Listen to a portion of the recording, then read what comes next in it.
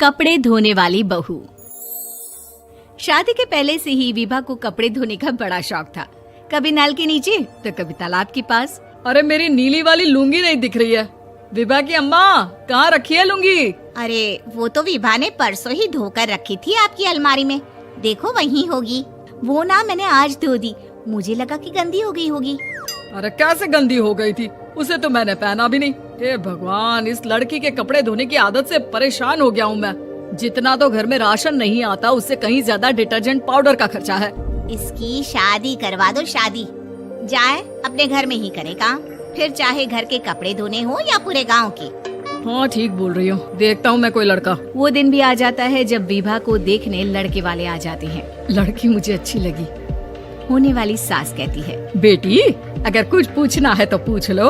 वैसे तो हमारी लड़की बहुत ही शर्मीली है, जो बोल दो वो मान लेती है, इसे क्या पूछना होगा। अरे कैसी बात कर रही हो माँ, मुझे इन लोगों के घर रहना है, सवाल तो कई है। हाँ हाँ बेटा, पूछ लो ना, क्या पूछना है। आप लोगों के घर कपड़े कौन धोता है? सास का मुंह बन जाता है। देखो, अगर तुम ये कहना चाहती हो कि तुम्हें कपड़े धोने नहीं आते तो सुन लो, कपड़े मैं ही धोती हूँ, लेकिन तुम्हारे आ जाने के बाद मैं रुमाल तक नहीं धोऊंगी। अरे चुप रहना भाग्यवान, बहू बेचारी घर आई नहीं, उसे डराना शुरू कर दिया। वो क्या है ना बिटिया, अभी तक तो ये कल्लू की माँ ही धोती थी, लेकिन अब तुम्हारे पापा तो दहेज में वॉशिंग मशीन देंगे ही। तभी विभा की माँ बोल पड़ती है, सवाल भी पूछा तो क्या। वैसे भाई साहब, मशीन की तो फिर भी कपड़े धोने की कैपेसिटी होती है। मतलब जो बिटिया दे रहे हैं ना विभा, इसे कपड़े धोने का बहुत शौक है। ये आप लोगों के क्या, आस पड़ोस गांव मोहल्ले सबके कपड़े धो दे और उफ तक ना करे। बाहर देखा नहीं आपने कितने कपड़े सूख रहे हैं? सब हमारी बिटिया ने ही तो धोए हैं। बस भी करो ना माँ, शर्म आ रही इतनी तारीफ सुनकर। और तो और एक दाग निकाल कर दिखाओ तो मान जाओ। हाँ अच्छा, माफ करना बेटा, मैंने गलत समझा।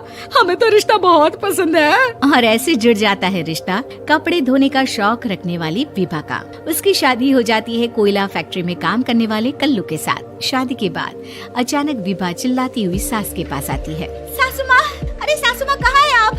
ये तो धोखा है, धोखा दिया आप लोगों ने मुझे। इसे ससुर के चक्कर के बारे में पता चल गया। अरे तो उसमें तुझे क्यों धोखा मिला है? अरे नल में पानी नहीं आता, कपड़े कैसे कब धुलेंगे? अच्छा, तू पानी नहीं आ रहा उसकी बात कर रही है? तो आपने क्या सोचा? कुछ नहीं। अच्छा, तेरी माँ ने कहा था कि कपड़े धोने का शौक है तुझे, याद आया मुझे। शौक बोलकर कपड़े धोने वाले मेरे जुनून को कम ना आके सासू माँ, कपड़ा धोना मेरा गुरूर है। तभी पति भी वहाँ आ जाता है।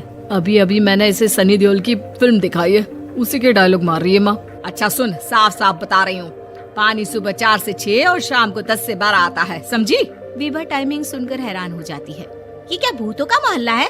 सुबह 4 बजे उठकर कौन कपड़े धोता है? 4 बजे टंकी में पानी जाता है, फिर सारा दिन धोना ना, किसने मना किया?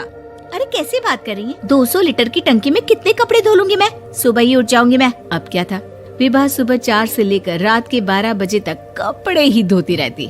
एक रोज सास पड़ोस से निकलकर कहीं जा रही होती है कि साथ वाली कहती है, हाँ कल्लू की माँ, जरा ये बताओ कि 2 साड़ी है, 2 ब्लाउज और एक पेटीकोट और एक नाड़े वाला लंबा कच्छा।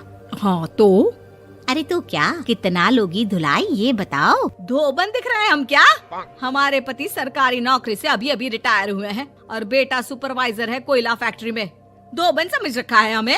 हाय रे कल्लू की अम्मा, माफ कर दो, वो तो मोहल्ले में यही सब बता रहे थे कि तुमने बहू को कपड़ा धुलवाने के काम में लगा दिया है। सास को पड़ोसन की बात सुनकर गुस्सा आ जाता है। वो घर पहुंचती है जहां घर के बाहर ही इतने सारे कपड़े सूख रहे होते हैं जितने कि किसी धोबन के घर पर। अरे ओ कल्लू की दुल्हन, बाहर निकल।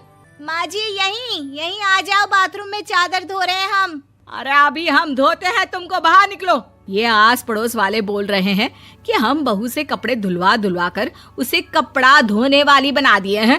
अरे छोड़ो ना माँ जी, किन लोगों की बातों में आती हो? आस पास के लोगों का तो काम ही होता है कि वो किसी तरह सास बहू को लड़ा दे।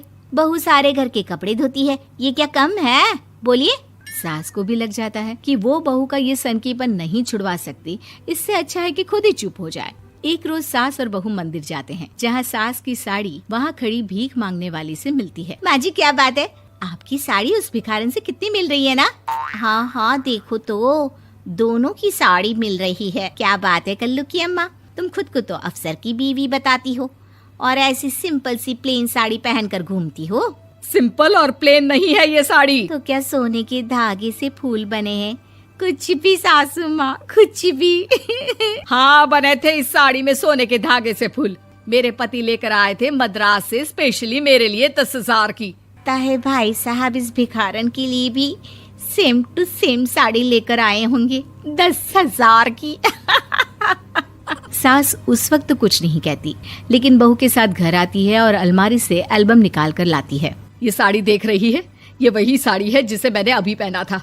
इस साड़ी में ये जो चमकदार फूल दिख रहे हैं ना, ये सोने के धागों से काढ़े गए हैं। लेकिन तू लोकल वॉशिंग मशीन ब्रश से घिस घिस कर सारे फूलों को निकाल कर साड़ी प्लेन कर दी।